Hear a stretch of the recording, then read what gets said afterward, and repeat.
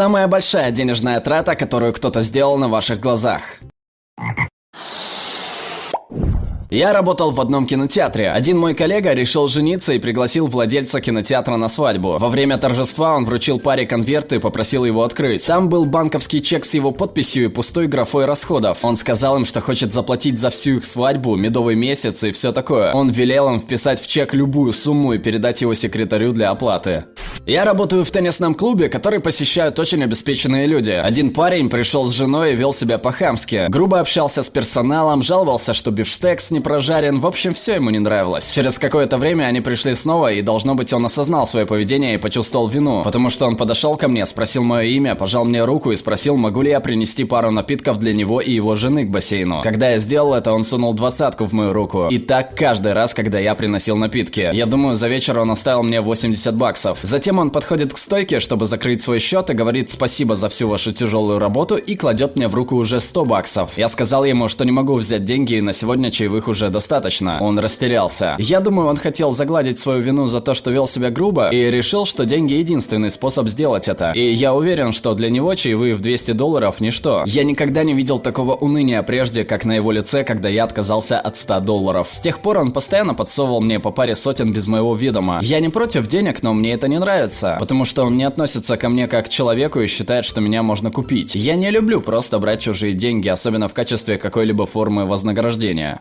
Поставил ставку $5 миллионов и все просрал, при этом даже глазом не моргнув. Тем временем я решил не покупать мороженое, чтобы сэкономить немного денег.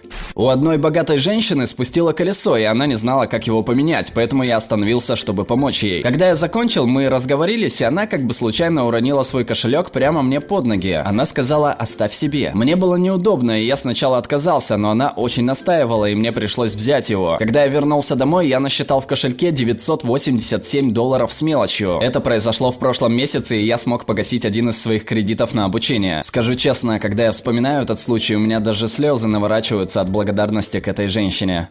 Я завтракал в небольшом кафе в Сан-Франциско. Входит парень, который заказывает то же, что и я, блинчики и кофе. Мы заканчиваем есть примерно в одно и то же время, и я оставляю свои обычные 15% чаевых. Обслуживание и еда не были особенными, но в любом случае я европеец, и у нас такие правила. Но тот парень начинает считать свои $100 купюры. 1, 2, 3, 4, 5, 6, 7, 8, 9, 10. Он улыбается, перемешивает их, ставит сверху свою пустую чашку и уходит. Его счет был около $20 или около того. Он заплатил $1000 чаевых. Я остался, чтобы увидеть реакцию официантки. Она была так счастлива, что этот парень оставил почти $200 чаевых. Да шучу я. Я не трогал ее деньги, а она получила всю 1000 целиком. Она была безумно счастлива и начала прыгать от радости. Ее коллеги даже вышли посмотреть, что случилось.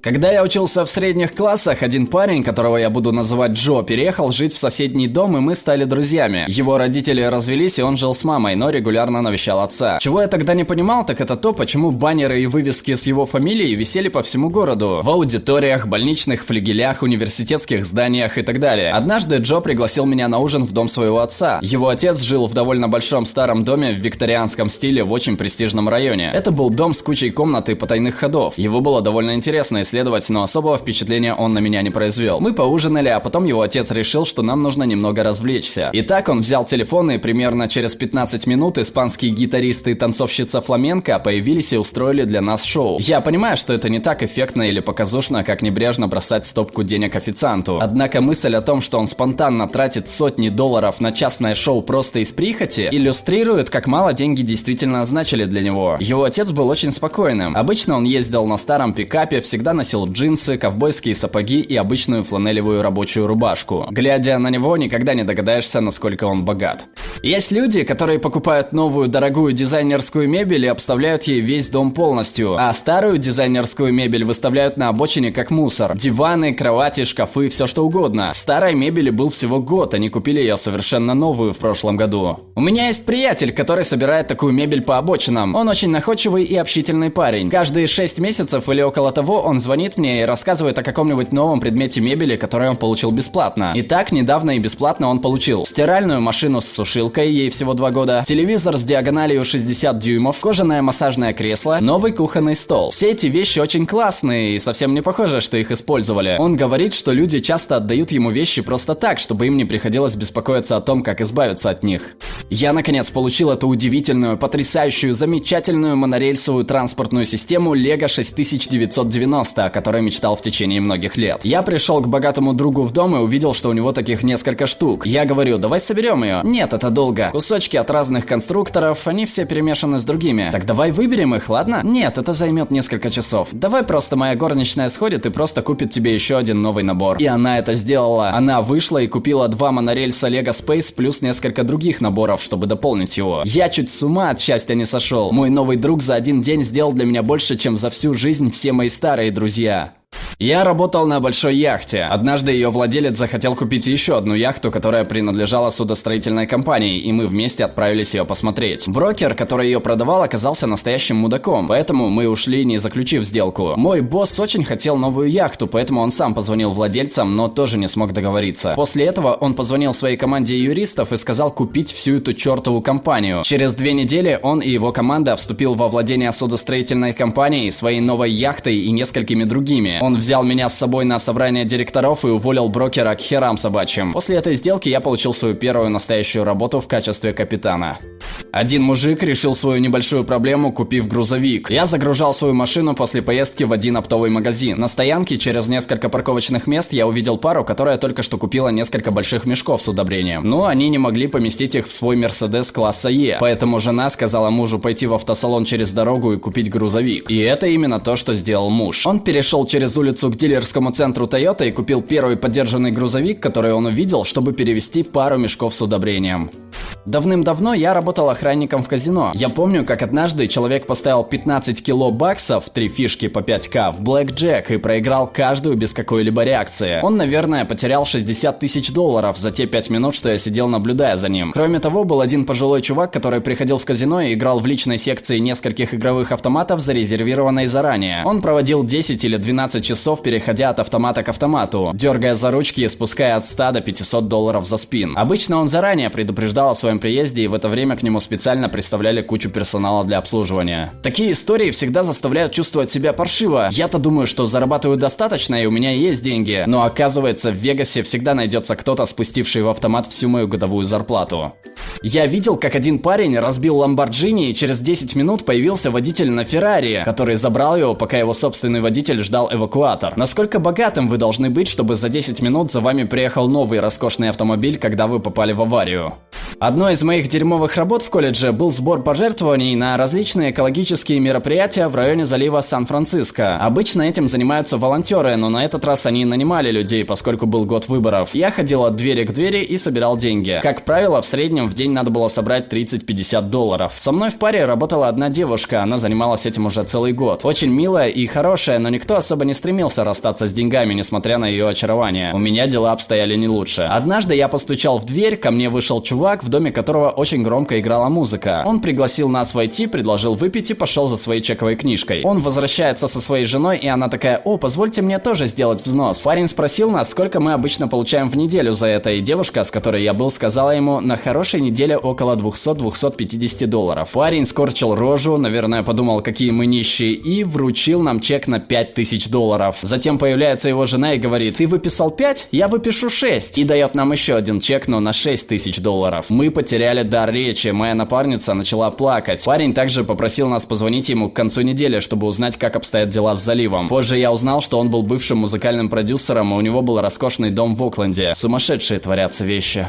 Я был на свадьбе своего босса. Праздник был просто роскошным. Я думаю, на этот бюджет можно было снять отличный фильм. Более 1000 гостей, дорогое шампанское лилось рекой, деликатесы, огромный экран, где крутили профессиональные музыкальные клипы с участием жениха и невесты, шикарные автомобили, несколько свадебных тортов и так далее. Но больше всего меня поразил денежный дождь. В какой-то момент прямо с потолка на гостей посыпались тонны купюр по 5-10 долларов, и гости танцевали на них. Я попытался потихоньку захватить несколько купюр, но моя девушка остановила меня, поскольку все остальные гости их просто игнорировали. Воодушевленный после такого события, я попросил о повышении, но мне сказали, что пока компания не имеет возможности удовлетворить мои запросы.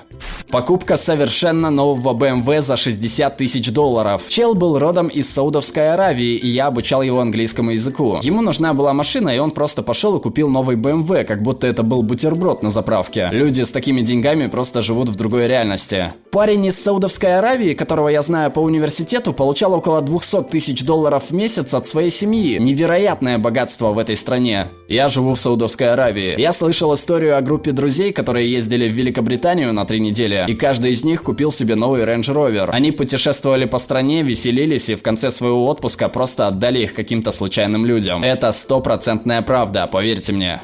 Обязательно подпишитесь на наш канал, чтобы не пропустить новые суперинтересные обсуждения. Ну а пока предлагаем посмотреть другие наши видео.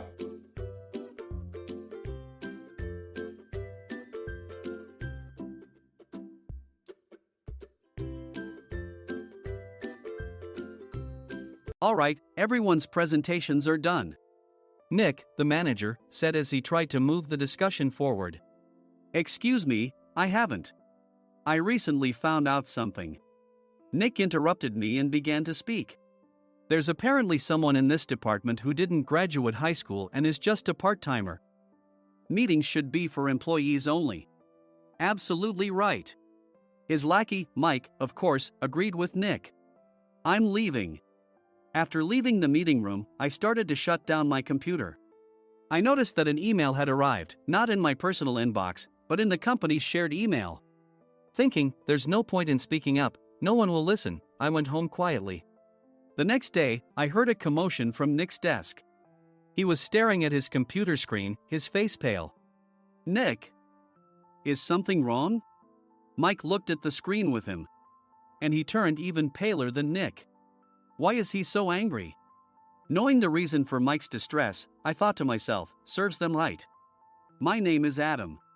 My mother passed away when I was in the 9th grade, and I was raised by my father.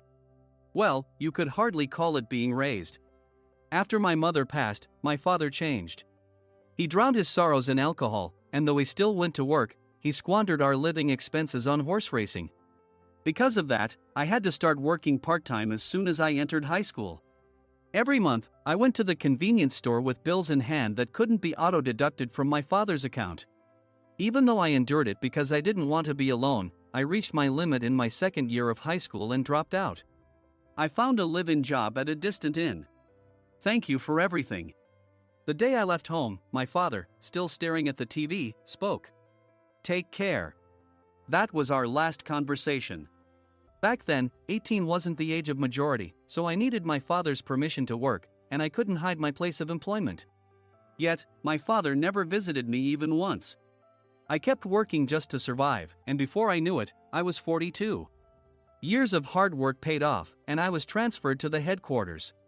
I was thrilled to be recognized by the company, as I thought I'd be working in the field until retirement due to my lack of formal education. Listen up. Our work can change the future of our employees. Don't drag us down. On my first day after the transfer, Nick, dressed in an expensive suit, spoke sternly. There was a reason for this.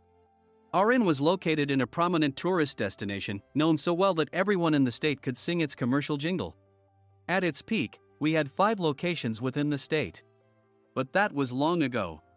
Due to financial difficulties and aging facilities, only the place where I had worked for many years and the original establishment remained. I was prepared to lose my job anytime, but now there was a glimmer of hope.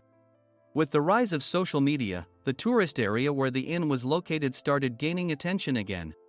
Depending on how hard the sales department, where I was transferred, worked, we could either thrive or be forced to give up this prime location to the new hotel chains continuously popping up. For Nick, who had switched careers from another industry to strengthen our sales, this was a battle he couldn't afford to lose. I understood why he had to be strict. I will do my best. Nick sneered at my enthusiastic declaration. Did you not hear what I said? I'm sorry. I thought I was listening carefully. Out of habit from years of customer service, I apologized reflexively, though I had no idea what had offended him. Someone was watching me with a smirk. In this department, there are those who are expected to excel and those who have been shoved here because they have nowhere else to go. You are the latter. It was Mike, the section chief. He's 7 years younger, at 35. But he was called to headquarters much earlier than I was and had been moving around within the headquarters ever since. I'm not jealous, but I can't accept that he's my boss. Graduating from a prestigious university, he has an unusually high pride and caused many problems as a newbie, making things very difficult for me when I was the front desk leader. When I found out Mike was transferred to the sales department a month before me, I was disheartened. Mike is right. With just a middle school diploma, there's not much you can do. Don't even think about achieving results. As if I didn't exist, Nick remarked, "I'm thirsty." Mike eagerly ran to the coffee maker. It seems Mike is Nick's lackey. I regretted being happy about my transfer to headquarters, wishing I had stayed on site forever. Send a direct mail to every company on this list by the end of the day. Nick only assigned me tasks that even a new graduate could handle. What? There are over 1,000 companies. You want me to send to all of them by today? Yes, if you and your fellow misfits split the work, even those with nowhere else to go should finish by today. I glanced at the employees typing away expressionlessly. They were worn out from customer service, only thinking about leaving on time, or were women reassigned after having children, with zero motivation for work. Even Sam, a new graduate from the same university as Mike, who was supposed to be among the expected achievers, had no enthusiasm for the job, having joined the company wanting to do customer service. I don't care what they say, I plan to quit anytime, he said. Only Nick and Mike were highly motivated, making all the decisions between the two of them. I originally only wanted to work at the inn to survive and had no particular attachment to this job. I swallowed my words, thinking I had no right to reprimand them. About a month after the transfer, Nick told us with a frustrated look. To commemorate the 50th anniversary, we've decided to create a plan exclusive for one group per day. Originally, Mike and I were supposed to come up with it, but our president, Mr. Thompson, insists on hearing everyone's opinions. So, you all get a chance.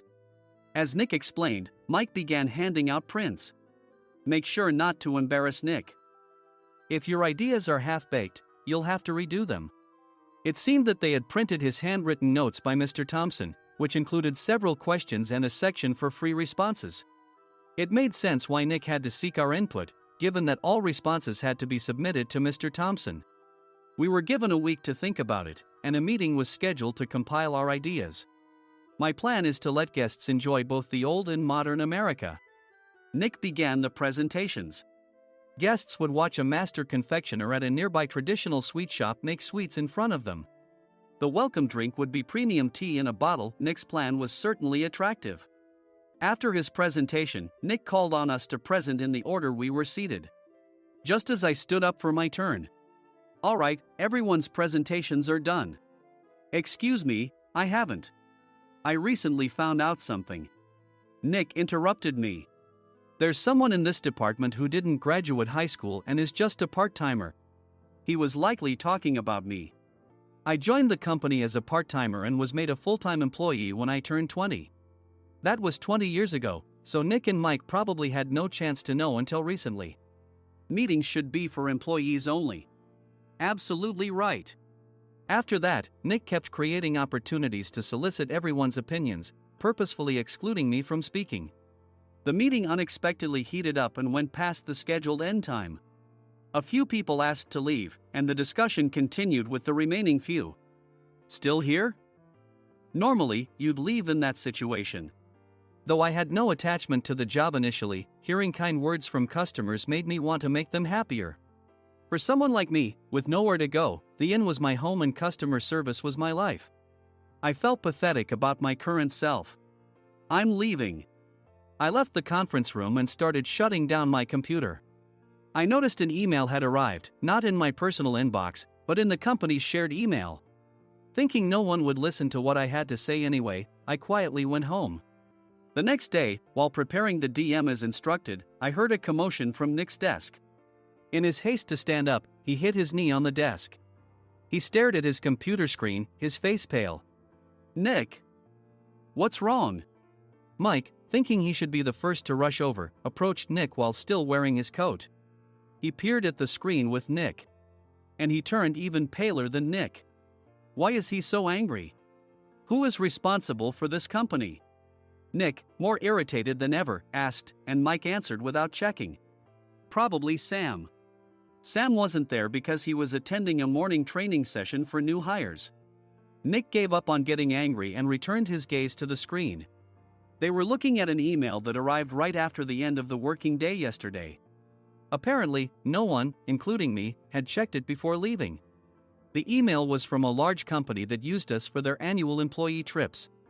The president and executives of that company also frequently used our services personally. President of the company, Mr. Mason himself, had declared that neither he nor his company would ever use our services again. Well, some companies cancel their employee trips or stop using our services due to financial struggles. Let's just move on.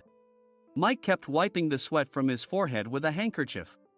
Knowing why Mike was so agitated, I quietly watched their interaction. Do you know how much revenue we get from that company? We can find other guests to fill the rooms, but we'll lose the banquet costs, gift shop revenue, rental car fees, and more. Moreover, the gifts were supposed to be prepared by the traditional confectionery shop involved in Nick's proposed plan. If it's known that we incurred such a huge loss at this critical time, Nick's position in the company would be jeopardized. Nick took a deep breath, seemingly trying to calm himself. All right, Mike. Go to New York right now and apologize to Mr. Mason. What? You're coming with me, right? I have urgent work to do. I trust you, which is why I'm entrusting this to you. Please. Mike, believing Nick's sincerity, agreed with a determined look on his face, saying, yes. That's Nick for you. Even if Mike went to apologize, Nick would shift all the blame onto him if the client didn't change their mind. Well, it was Mike's fault to begin with, so it served him right. About 3 hours later, Sam answered a call from somewhere and repeatedly apologized, saying, I'm very sorry. Everyone watched to see what was happening. After ending the call, he informed Nick with a weary tone. When Mike arrived at the client's company, he only made things worse, further infuriating Mr. Mason. He was demanding, get his boss here immediately. It was no wonder Sam was exhausted, dealing with such a call right after returning from training. What is that idiot doing? All right, Adam, you're coming with me. If sacrificing Mike didn't work, then I must be next. Normally, I'd want to refuse at all costs, but I saw an opportunity in this situation. If I can be of assistance, I'd be happy to join you. I obediently followed Nick, and we flew to New York. When we introduced ourselves at the reception, it became clear how serious the situation was, as the receptionist personally escorted us to the president's office. Angry voices leaked through the door, making both Nick and me uneasy. Excuse me. I'm Nick, the supervisor. I understand my subordinate has caused you trouble, and I deeply apologize. Nick, with his experience in the corporate world, knew enough to offer an apology before excuses. However, his customer service skills left much to be desired. I sighed as I saw Mike trembling like a small dog in the corner of the room. What kind of training are you giving your subordinates? Mr. Mason glared at Nick with a red face. The intensity of his gaze made even Nick take a step back. Regrettably, I joined this company only 2 years ago and was unaware of Mike's issues. I should have identified his shortcomings sooner. Indeed. I should have realized sooner. No sensible person would come to apologize and then give a lengthy presentation on the drawbacks of not using their in. Nick froze, his mouth slightly open. Suspecting the worst, I picked up the documents that had fallen to the floor. It seemed Mike hastily prepared these documents on the plane, listing the disadvantages. Disadvantage 1: if you change the venue for the company trip, employees might suspect it's for cost-cutting reasons, leading to a negative impression. Reading it aloud half-jokingly, Nick snatched the papers from my hand and checked the contents with a furious expression. Among the stack of documents was a receipt from a nearby convenience store's copy machine. I felt a pang of dread, hoping he hadn't shown the receipt as well. What do you think he said when I asked what kind of nerve he had to do this? I'm very sorry. Faced with the dire situation, Nick must have thought there was nothing left to do but apologize. In a voice smaller than I'd ever heard from him, he uttered words of apology. He said, I'm a Harvard graduate. I don't believe I said anything wrong. Mike, what have you done? Forgetting his plan to pin the blame on Mike, Nick yelled loudly, even in front of Mr. Mason. "I didn't do anything wrong." "You're still saying that? Look at him." Mike pointed at me with a shaking hand. "I was assigned to headquarters in my 20s and now I'm a section chief. This guy only made it to headquarters at 42. Everything I've done proves I was right. So why are we losing the contract?" Having said his piece, Mike collapsed to the floor. "Of course. You were sent there because you had nowhere else to go." Mike never expected to hear such words from someone he looked down upon. He lunged at me, and Nick hurriedly stepped in to stop him. "Mr. Thompson told me Mike is a quick thinker, and to take good care of him." There's no way he was pushed aside. "Don't make things worse here." "He didn't say quick thinker, he said only quick-witted, didn't he?" I don't remember that part." I recalled the many troubles Mike caused when he was a newbie. When Mike was on the front line, his pride was so high that he never apologized to customers. Customer service, especially in our job, doesn't work alone. It brings both good and bad situations. If the front staff or housekeepers made mistakes, or the cleaning company didn't properly clean a room, one had to apologize to the customers regardless of personal fault. Mike, in such situations, would never apologize, insisting he wasn't at fault. This often angered customers, and as the front desk leader, I frequently had to apologize on his behalf. He caused complaints and disrupted operations, which is why he was quickly moved to headquarters. In departments where he didn't interact directly with customers, his quick thinking was beneficial and things went well. But it seemed his flaws were starting to show. Corporate reservations are supposed to be entered into the system by the sales representative. But a quick check yesterday revealed that more than 10 items were missing from the client's reservation. The handover document clearly stated what needed to be prepared. Why didn't you enter it into the system? Why do we have to give them special treatment? Filling rooms near the banquet hall, setting up all the food in advance. Specifying the brand of wine, they're too demanding. No wonder he always angered customers, I thought, feeling a headache coming on. Grouping them in rooms near the banquet hall is for our benefit too. It makes it easier for the staff to set up beds and serve breakfast since everyone's schedule is synchronized. As for the other requests, Mr. Mason suggested them to lighten our load. I didn't know that. Nick finally seemed to realize that Mike was the one who had angered the client. What did you say to them? I just told them we wouldn't give them special treatment anymore. We shouldn't waste effort on things that don't bring in money. I was utterly exasperated at his lack of understanding of customer service. Of course, we shouldn't comply with unreasonable demands. But carrying over successful practices from past stays makes customers feel remembered and enhances their experience. Good memories encourage repeat visits. That's part of our job. I looked down at Mike, who was sitting on the floor. In our job, nothing is a waste. Mr. Thompson likely moved you to the sales department, hoping you'd finally understand this. How do you think he feels now that you've failed to meet his expectations? Mike, tears in his eyes, fled the president's office. I was amazed he still hadn't apologized. You have it tough, Adam. It's okay, we're all employees of the same company. I deeply apologize for this disrespectful incident. Especially after all the care you've shown us. If it weren't for you, Adam, I really would have stopped staying here. When I heard you were moving to the sales department, I was willing to reconsider if you handled it. Seeing us talk so amicably, Nick's face contorted. Do you two know each other? Adam's service is excellent. I always requested him specifically. Normally, we don't accept specific staff requests, but we made an exception for Mr. Mason, adjusting my shifts accordingly. He had personally stayed at our hotel just before my transfer, and during casual conversation, I mentioned, I'm moving to the sales department soon. If I hadn't told him then, things could have been much worse. Please continue to take care of us. I look forward to it. On the return flight, Nick awkwardly offered me a can of beer. It's still working hours. Of course, I had no intention of forgiving him for a single beer. Nick might try to pin everything on Mike and avoid any consequences. While pondering this, a startling fact came to light. Nick, the the tea bottles for the plan have arrived. I handed Nick a bottle labeled with our inn's name. They look good. What are you talking about? These are plastic bottles. I had assumed we would use the trendy, high-end bottling tea. But what arrived were ordinary plastic bottles of tea with customized labels. The only unique aspect was the label, which had the inn's name, making it look customized. Upon further investigation, I discovered that a substantial amount of money was set to be paid to the tea company. It was priced like bottling tea. Does this plastic bottle really cost $100 each? The tea inside is specially blended for us. The extra cost is for that. Wouldn't it be better to use another tea company? Or is there a specific reason we must use this one? As Nick continued to make excuses, I showed him a printed email.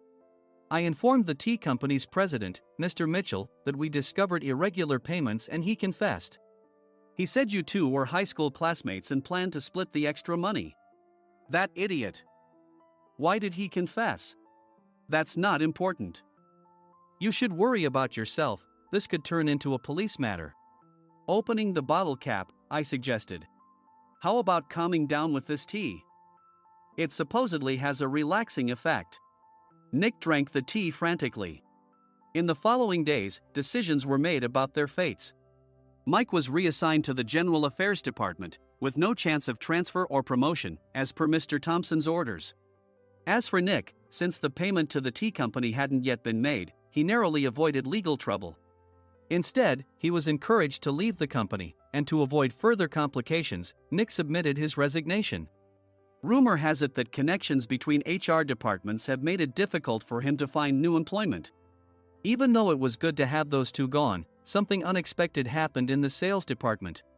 Everyone became motivated and united in refining the 50th anniversary plan. In the end, my plan was adopted. We collaborated with the Tourist Information Center to provide personalized guides. The plan, tailored to the number of guests, was truly special for the 50th anniversary. Hey, is Adam's family coming to stay? I immediately booked that special plan for my family. Sam noticed it on the reservation list and quickly picked up on it. Yes, I'm inviting my father. That's great. I might invite my parents too. I lacked the courage to face my father just as Adam. But here, with the confidence Mr. Mason praised, I felt ready. The 50th anniversary plan was a perfect opportunity to reconnect with my father. I hoped to bring back the days when we could laugh together as we once did.